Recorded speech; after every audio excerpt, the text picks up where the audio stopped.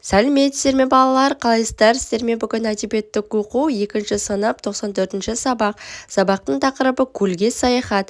Балалар, бүгін барлық тапсырмаларды орындаймыз. Сабақтың соңына дейін лайк басып, подписка кнопкасын басып қарап отырыңыздар.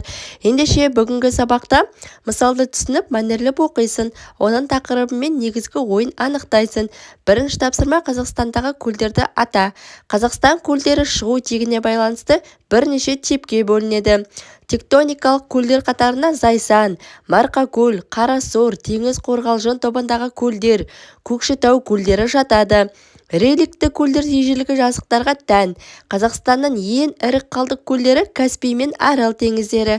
Олар бір тұтас су айдыны болған Тетис теңізінің орындағы қалдық көлдер болып табылады. Мұздық көлдер биік таулы аймақтардағы ежелгі мұз басу аудандарында шоғырланған. Алматы маңындағы үлкен Алматы көлі шығу тегі жағынан мұздық көл болып табылады. Еліміздегі көлдердің тереңдігі 2 метрден 8 метрге дейін аралықта ауытқып отырады. Кей жерлерде одан да терең болады. Атап айтқанда, Алакөлдің тереңдігі 54 метр, Үлкен Шабақтікі 37 метр, Шортанды 31 метр, Марқакөл 27 метр, Балқаш 26 метр екен балалар. Балалар, сабақты мұқият қарап, лайк басып, подписка кнопкасын басып отырыңыздар. Ендеше келесі екінші тапсырмаға мұқият қарайық. Ал келесі екінші тапсырма мысалды түсініп оқы. Тәкаппар, жөнімді өзім білем деп, сусыз-ақ өмір сүрем деп, құрлықты балық мақтапты, теңізін туған даттапты.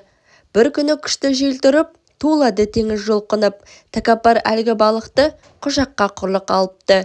Жел кептіріп денесін, күн қоғартып өңешін, желбезегі желпілдеп, ыршыды көкке селкілдеп.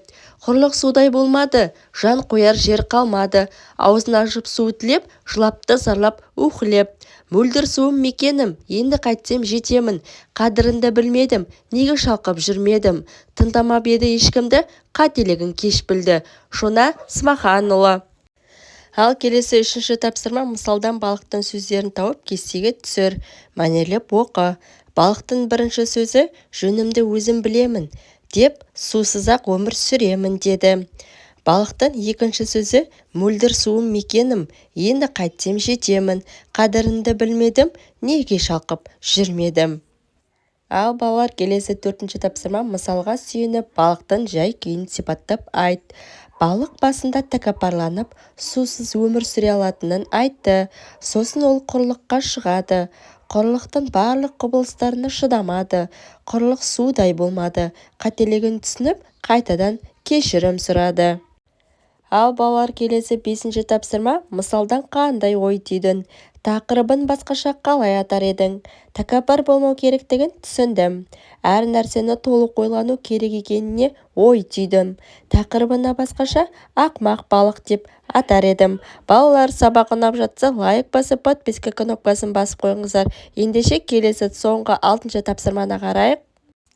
Ал балалар, 6-шы тапсырма екі мысалды салыстырыңдар.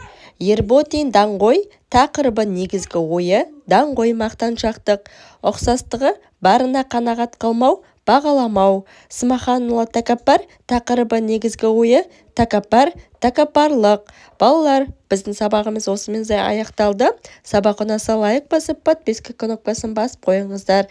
Келесі сабақта кездескенше сау болыңыздар балалар.